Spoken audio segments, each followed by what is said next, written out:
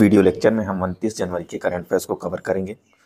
आज का पहला प्रश्न है, हाल ही में जापान के बाद यूरोड्रोन कार्यक्रम में पर्यवेक्षक का दर्जा प्राप्त करने वाला दूसरा एशियाई प्रशांत देश कौन सा बना? तो भारत बना।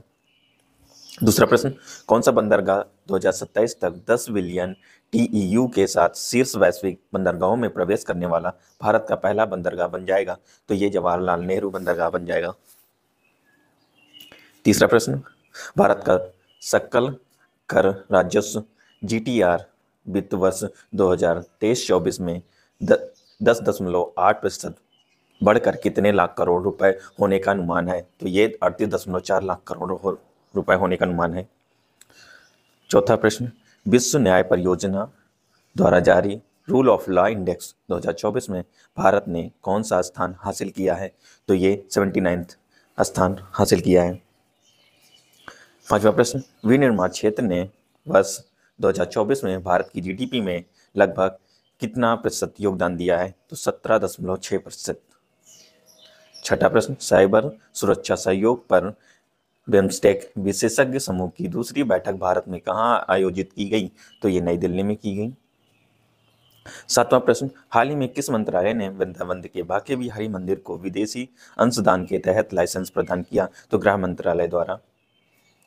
आठवां प्रश्न, हाल ही में किस देश ने केंद्रीय बैंक डिजिटल मुद्रा के निर्माण पर प्रतिबंध लगाने वाला कार्यकारी आदेश जारी किया? तो अमेरिका द्वारा। नौवां प्रश्न, हाल ही में अमेरिकी विकास एजेंसी USAID ने किस देश में अपने सभी विकासात्मक सहायता कार्यक्रम निलंबित कर दिए? तो बांग्लादेश। 10वां प्रश्न, हाल ही में अलेक्जेंडर लुकाशेंको ने लगातार 7वीं बार किस देश के राष्ट्रपति का चुनाव जीता है? तो बेलारूस के। 11वां प्रश्न, डेटा की गोपनीयता और संरक्षण के प्रति लोगों को जागरूक करने हेतु डेटा संरक्षण दिवस कब मनाया जाता है? तो 28 जनवरी को मनाया जाता है। 12वां प्रश्न, हाल ही में पंजाब केसरी के रूप में प्रसिद्ध लाला लाजपत राय की कौन सी जयंती मनाई गई? तो 160वीं। 13वां प्रश्न, हाल ही में भारतीय रेलवे ने कितने किलोमीटर रेल ट्रैक को अपग्रेड करके 130 किलोमीटर प्रति घंटा की रफ्तार से ट्रेन स्पीड की क्षमता हासिल की है?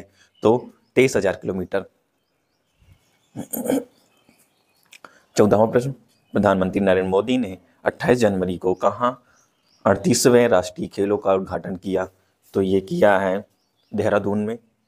15वां प्रश्न, RBI की रिपोर्ट के अनुसार भारत के कुल कितना डिजिटल भुगतान में UPI की हिस्सेदारी 2024 में बढ़कर कितने प्रतिशत हो गई? तो 83% टोटल।